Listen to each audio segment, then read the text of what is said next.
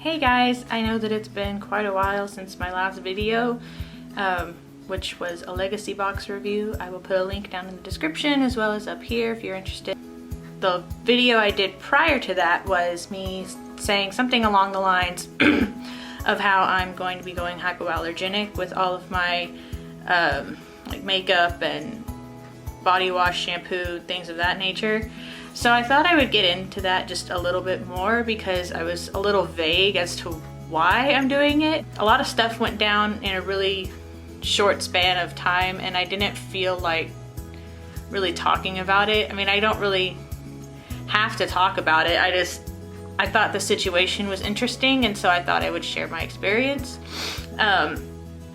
So back in October, my parents' lake house flooded and Aaron and I went down there really fast to do damage control. We had to rip out drywall, we had to do all kinds of stuff. I'll put the video down there as well as up there if y'all want to go check that out.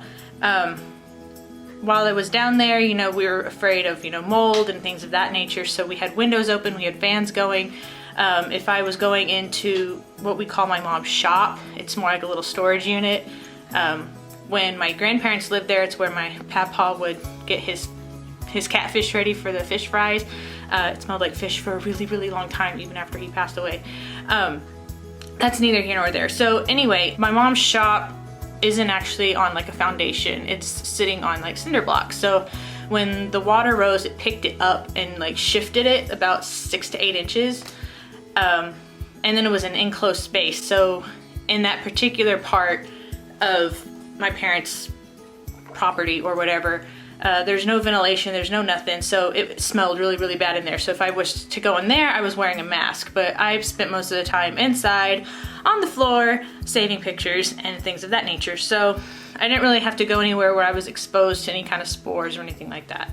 Flash forward to a month later, I am sitting in my government class. The back of my head started itching and I thought, oh well, maybe I just need to wash my hair when I get home. Maybe it's just greasy, maybe, I don't know. I didn't think it was that big of a deal. I thought I just had to wash my hair.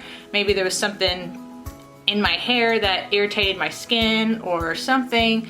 I hadn't really switched shampoos to anything that I hadn't tried before, so I don't know. So I came home, I took a shower and washed my hair, and the next morning, like I told Aaron, I said, the back of my head still itches. And I thought maybe I just irritated it, so I left it alone. And I woke up the next morning and then my shoulder started itching. I'm like, what the hell? So I'm getting ready for work and I go and I look in the mirror and my entire neck down my back, I see these little red bumps. And I was just like, what is this? They didn't look like hives, they looked like little bites. And so I asked Aaron, I was like, what is this? And he's like, and he could see them like spreading. And he's like, what did you do? And I was like, nothing, I just washed my hair. At the time, his parents were living with us because they had sold their house and they were about to move to Colorado, but they weren't gonna be moving for like another month or so, so they were staying with us. So I washed my hair with just some shampoo that was in there. I think it was his mom's. But it was a shampoo that I'd used before, so I didn't think, oh, I'm allergic to this. I told him what I did. I said, well, I washed my hair yesterday or last night with this. And he's like, well, why'd you do that? Maybe you're allergic to it. And I was like, but I've used it before. And I mean, I know body chemistry can change, but I didn't think it would change to the point that, at the time it made sense because it was just where the shampoo touched me that I broke out. So I called into work and I said, hey, I have hives. I can't come in. Like, I was twitching and it was just really painful. Throughout the day, I started getting hives all over my body.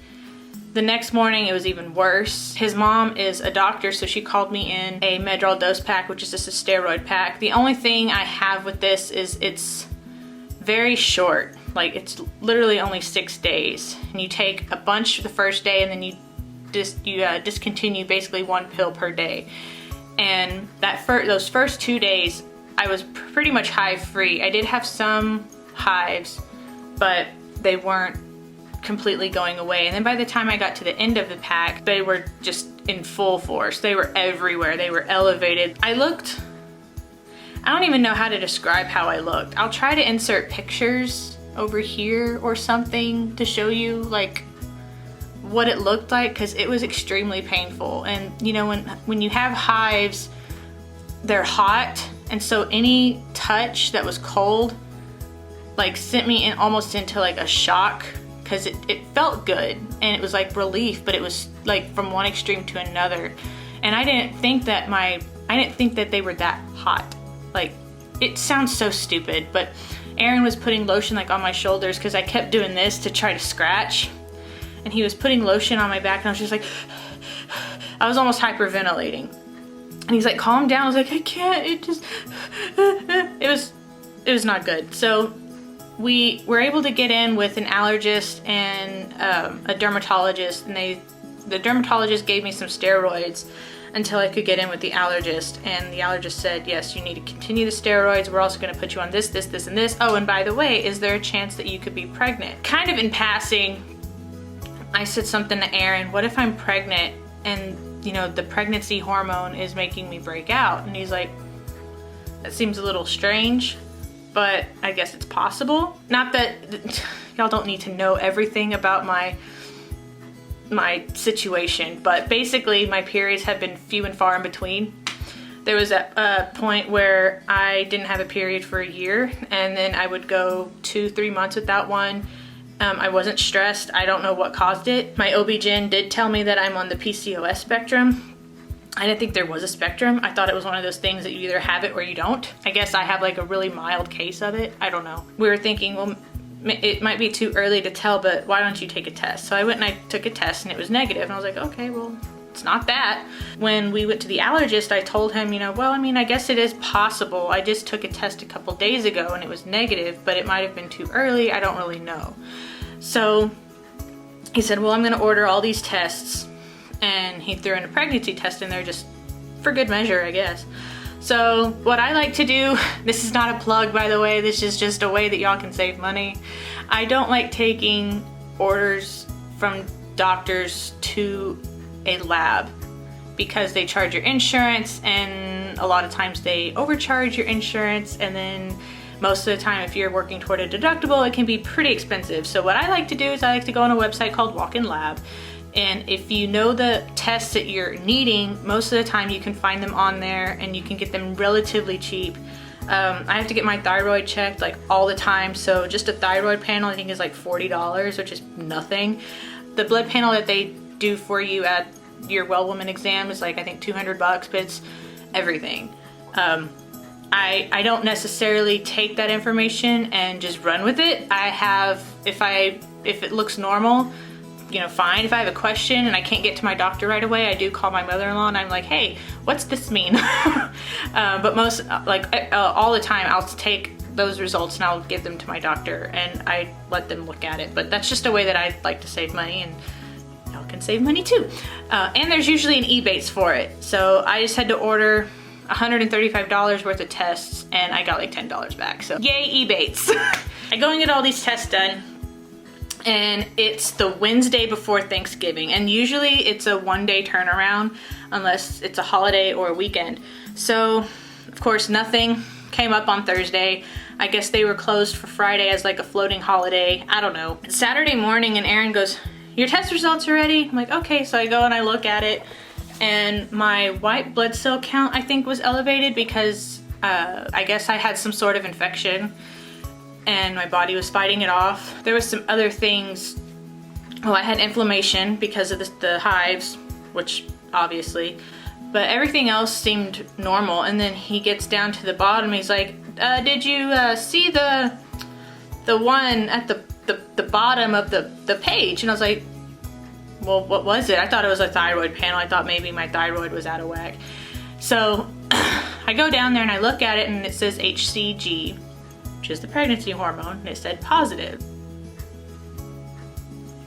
But I just took a test like 2 days ago and you said no. I was like, I went in there and I was like, are we pregnant? And he's like, I think so. I mean, it's right there. It says yes, it says positive. Me being in denial throughout the day, I think I peed on like 3 to 5 sticks.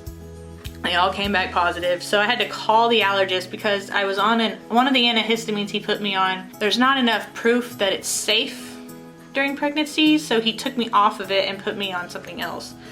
And he said, I love my doctor. He's funny. He goes, ugh, this is gonna be a pain in the ass. Because we had a cold front. This is all within like those 2 weeks. We had a cold front. I hadn't felt very good prior to me breaking out that first time on my neck and my back. And then I find out I'm pregnant. So we don't know what caused the hives. We don't know if it was the cold front, because he did say when the temperature goes from one extreme to another, which in Texas is all the time, but especially when it goes from hot to cold, is when he sees a lot of patients come in with hives.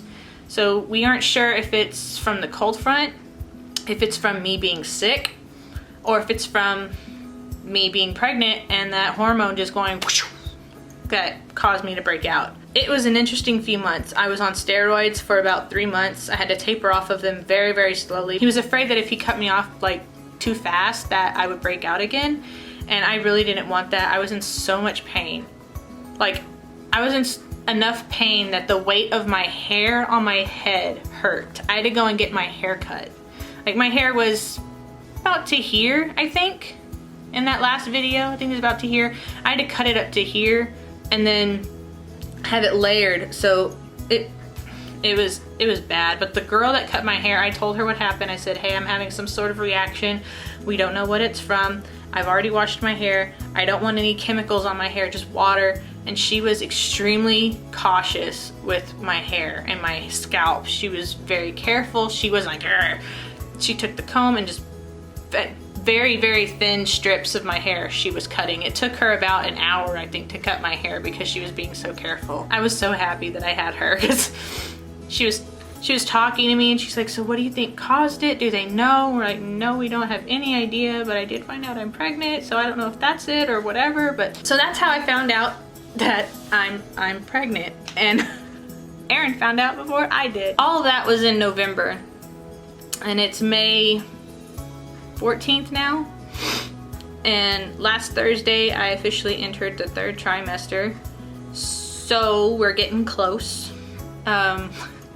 First people we told, of course, were Aaron's parents, because they lived with us. It was going to be really hard to not tell them. Plus, we also wanted his mom's medical opinion. I also discovered, I mean, I've been hypothyroid for over 10 years, but I've always had this lurking suspicion that I actually had Hashimoto's. My mother-in-law said, oh, well, you'll need to get your antibodies tested. And I said, okay. So I went and had them tested.